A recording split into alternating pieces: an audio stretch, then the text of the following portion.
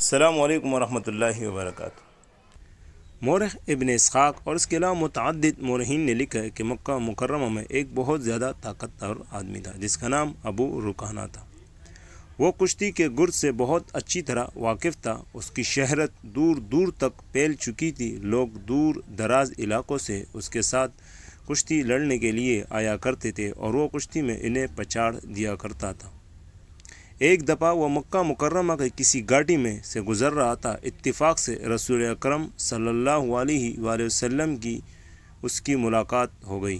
رسول اکرم صلی اللہ علیہ وآلہ وسلم نے اس کو مخاطب ہو کر فرمایا، رکانہ، کیا تم اللہ تعالیٰ سے ڈرو گے نہیں اور میری دعوت قبول نہیں کرو گے؟ رکانہ بن عبد یزید نے کہا، اگر آپ مجھے کشتی میں پچھاڑ دیں تو میں آپ پر ایمان لے آؤں گا۔ رسول اکرم صلی اللہ علیہ وسلم نے فرمایا، تو پھر کشتی کے لیے تیار ہو جاؤ۔ چنانچہ دونوں نے کشتی تیار کی اور رسول اکرم صلی اللہ علیہ وآلہ وسلم نے اسے پچھاڑ دیا۔ رکانہ نے آپ صلی اللہ علیہ وسلم سے دوسری مرتبہ کا کشتی کا مطالبہ کیا اور آپ نے دوسری مرتبہ بھی اسے پٹخ دیا۔ اس نے تیسری مرتبہ آپ سے کشتی کی اور آپ نے اس مرتبہ بھی اسے پچھاڑ دیا۔ رکانہ کو اس سے بڑا تعجب ہوا۔ وہ کھڑے ہو کر متفکرانہ انداز میں کچھ سوچنے لگا، کیونکہ اس کے ساتھ بے شمار لوگوں نے کشتی کی تھی مگر یہ کبھی نہ ہوا تھا کہ کسی نے اسے پچھاڑا ہو۔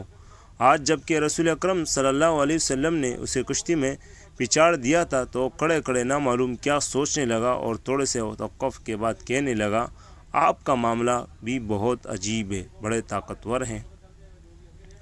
رکانہ نے حسب وعدہ اسی وقت اسلام قبول کر لیا، مگر اکثر مورخین نے لکھا ہے کہ انہوں نے فتح مکہ کے موقع پر اسلام قبول کیا تھا۔